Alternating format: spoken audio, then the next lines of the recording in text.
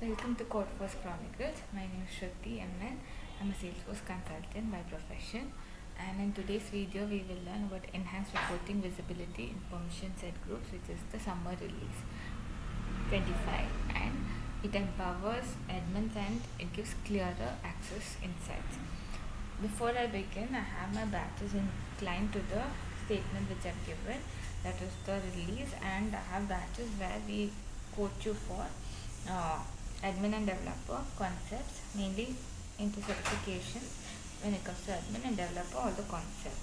So developers for 3 months and admin is for 1 month, where we coach you between 8 to 9 and 9 to 10. Admin is between 8 to 9 and developer is between 9 to 10. Batches, and you can enroll as per your convenience, 10 per each batch. And if you want to know more about it, you can contact me at 805000007 or shruthinarasi@gmail.com. There's another email ID which I will give you once you call. You can start placing your request to my official email ID as well. Coming to the concept, where it is all about reports that we come into picture. But when we talk about reports, it is all about the access and insights that places it well. Today's session we learn about the grouping of the permission set, where we learn it as a Salesforce module and not as a module. When it comes to permission, there are 5 ingredients which you need to know. That is, it bundles up the multiple permission sets into a single one. That means it bundles multiple permission sets to a single permission set, where we use it for scaling access management for roles or job functions. It helps to manage complex access which needs more ease, and it will be easily available.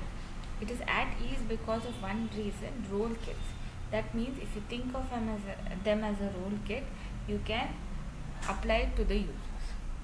Now when it comes to the previous challenges which we face, that is, it is limited visibility into which permissions came from where. No easy way to trace access sources.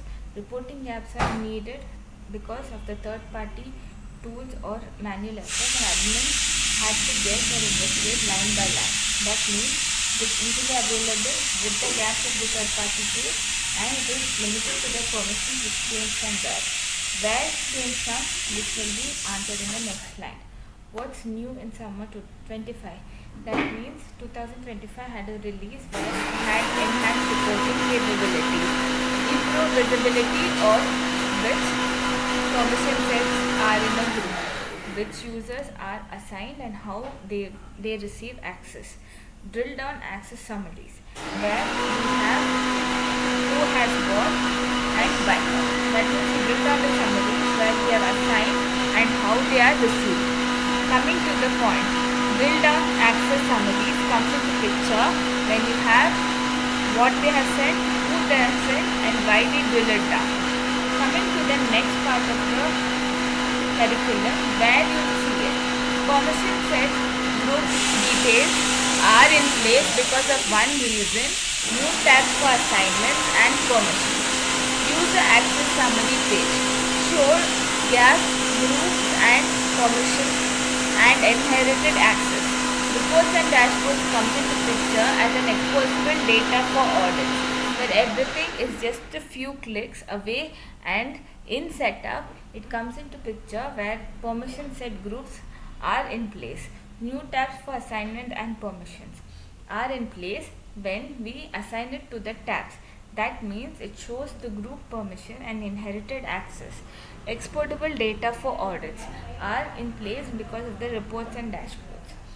Coming to the latest release question which you will face in the interview: if you have a permission set group, why is the role and hierarchy in place when it comes to permission sets? And if you know what you have spoken in the interview, then you'll understand that everything is just few clicks away when it comes to the setup.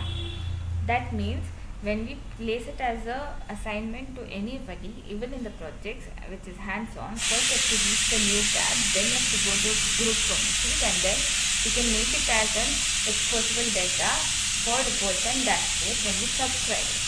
Coming to the real world use case scenario where we are assigning access to sales manager, the permission should be assigned to the roles where group contains sales cloud, reports and dashboard and custom object access, where admins come into picture where they track managers with this group, they understand the inherited access for compliance and modify confidently.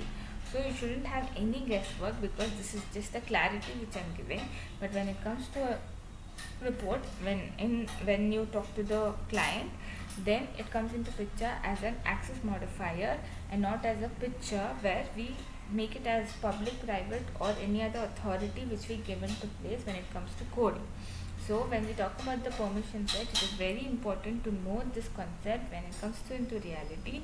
Refer this slide which is where you see it when it comes to the question or answers which you want to get into placement when it comes to an interview.